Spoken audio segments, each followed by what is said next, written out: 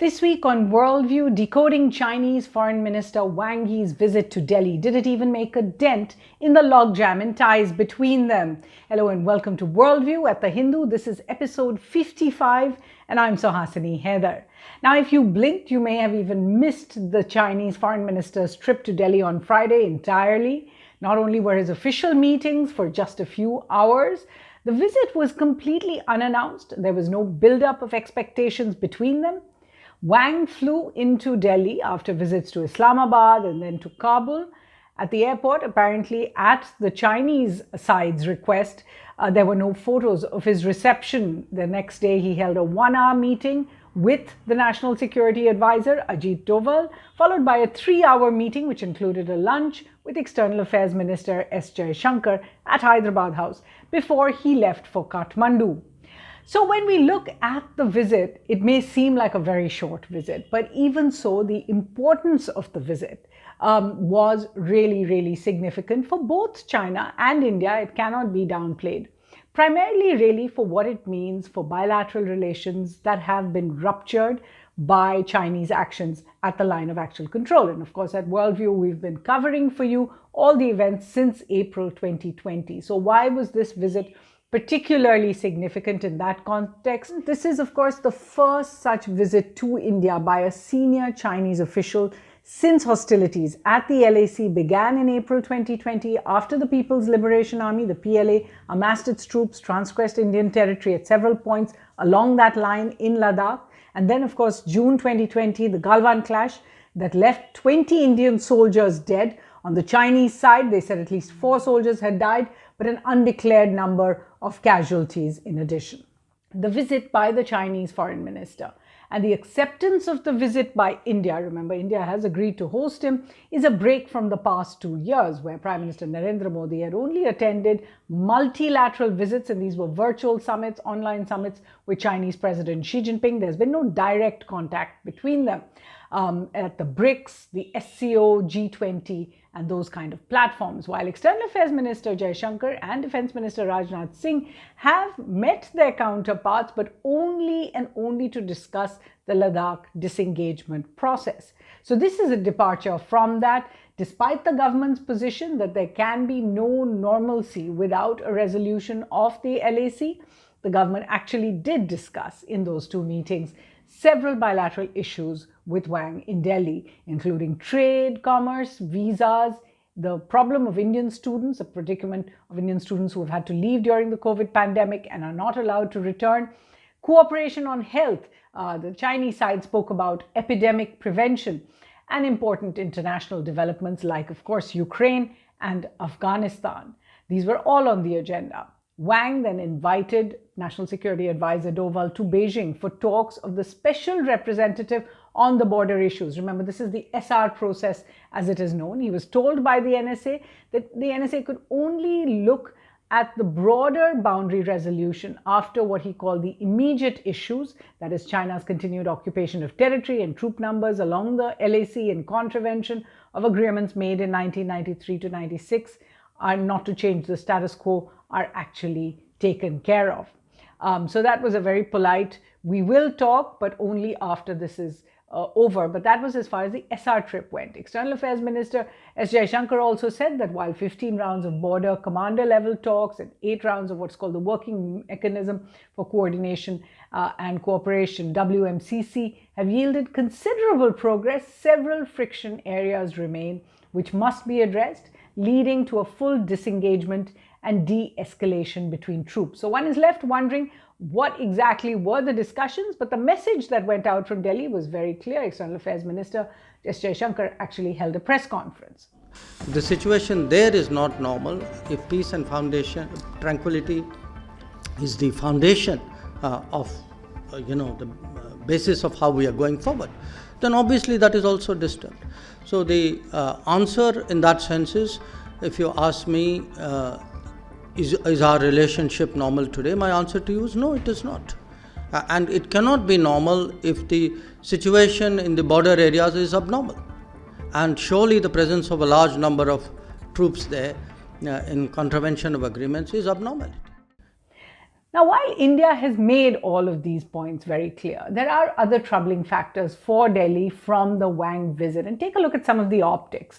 Wang's visit came while he was on a tour to South Asia in general. He was going to Pakistan, Afghanistan, and Nepal, wanted to drop in Delhi on the way. And in all of these other countries, he was discussing progress in the Belt and Road Initiative, BRI projects, and requested these meetings in Delhi. Now, this is significant because, as we have dealt with at Worldview, India is not a part of the BRI, has actively opposed it. So this is juxtaposed with those visits and those conversations, especially in Afghanistan. Now, the Chinese foreign minister came to Delhi after attending the OIC, that's the Organization of Islamic Cooperation meeting in Islamabad, where his comments on Kashmir were protested by the Modi government. They called them objectionable. And it really, the comments cast a shadow over the visit even before it began. This was raised by External Affairs Minister Jaishankar during the meeting with Wang, but it did not derail the visit, it must be remembered. And in fact, nor did the political turmoil in Pakistan, the no confidence motion, rock the China-Pakistan relationship either. And of course, we dealt with the Pakistan situation in the previous Worldview. The third optic. Wang visited Afghanistan just before landing in Delhi. He's the first foreign minister of a P5 nation to meet with the Taliban in Kabul since they took over, including meeting UN-designated terrorist and Taliban Interior Minister Sirajuddin Haqqani, who's wanted for attacks on the Indian embassy. Significantly, his visit there coincided with Russian Special Envoy Kabulov. He discussed plans for a conference of Afghanistan's land neighbors like Iran, Tajikistan, China, Uzbekistan, Turkmenistan, and Pakistan. This is going to be held in Beijing next week.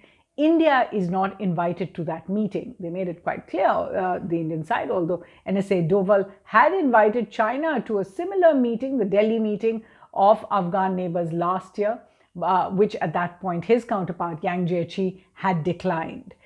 So amidst these optics over Afghanistan, Wang Yi arrived in Delhi, and his visit followed 2 days after the Modi government had engaged all its partners in the Quad. So there was a summit with Prime Minister Kishida of Japan, a virtual summit with Prime Minister Scott Morrison of Australia, and then there was a visit to India by senior US official, the Undersecretary of State for Political Affairs, Victoria Nuland. Now, while he didn't raise the Quad meetings and he didn't talk about the Quad during his meetings in Delhi, China's line on the Quad, it calls it an Asian NATO and anti-China front, has been very loudly articulated in Beijing. So this was really the troubling context to Wang's visit to Delhi. In all of this, were there any areas of common understanding at all? And we can think of about 3 at least. The first, the Chinese foreign minister, by visiting Delhi, and India by hosting him, have indicated that they both see a purpose in continuing high-level contacts to further ties between them, despite China's actions at the LAC, despite the fact that even though there have been promises made, the disengagement has not followed. The second is that while their stand is not identical, both countries have adopted similar votes at the United Nations, for example, both abstaining in about 10 votes so far, if you count the UN Security Council, the UN General Assembly, the IAEA, the Human Rights Council. If you total all of those up, China and India have more or less been consistently abstaining from the votes, although China did in the first vote at the UN Security Council vote along with Russia and then shifted its position. So what is that similar position? Neither are towing the Western line. Neither of them are joining sanctions, for example, they're not cutting off their ties with Russia. Both even have some sympathy for the Russian position, as they have made it clear.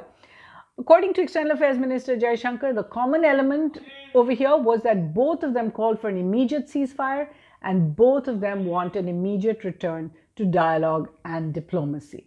Another common point between them seemed to be that both see upcoming summits as important prestige symbols for Delhi and Beijing. While China is hopeful Prime Minister Modi will attend a BRICS and possibly an RIC summit, Russia-India-China summit in China later this year, India is due to host the SCO, Shanghai Cooperation Organization Summit, as well as the G20 in India next year, where it will want a full attendance, including President Xi. In fact, Wang Yi called these 2 years an Asian moment as a result. He said China doesn't seek a unipolar Asia, and he said that China respects India's traditional role in the region. There are clearly many moving parts to the India-China relationship at present, so I've only tried to thread together a few of them based on what was the focus during the Wang Yi visit.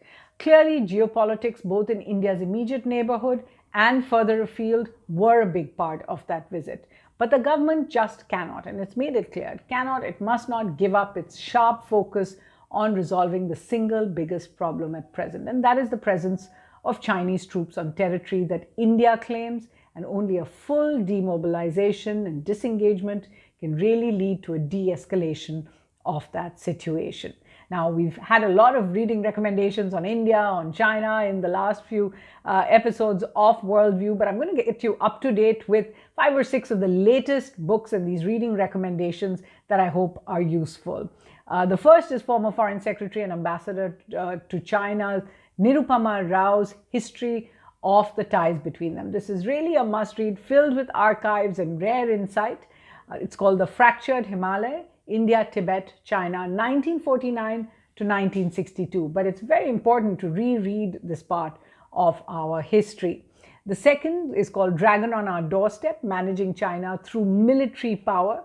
Some fairly radical and refreshing ideas here by Praveen Sahni and Ghazala Wahab. There's also a very up-to-date account. It came out just a few months ago by journalist Maruf Raza. It's called Contested Lands, India, China, and the Boundary Dispute between them. And of course, we're very proud at The Hindu. My colleagues Stanley Johnny and Anant Krishnan have come out with another book. Both of them have written books before. This one is really a cracker, and it is very relevant in the context today. It's called The Comrade and the Mullahs, China, Afghanistan, and the New Asian Geopolitics. Now, there are 2 more books that had a slightly broader view, and they were written, in fact, a few years ago in 2017, I think. The first is called Power Shift, India-China Relations in a Multipolar World, and this is by Zorawar Daulat Singh. And the other is called India Turns East, and it's about the international engagement and, more importantly, US-China rivalry. And this is by Frederick Greer. So we hope you enjoy reading them. We hope you join us again here on Worldview from the team here. Thanks for watching.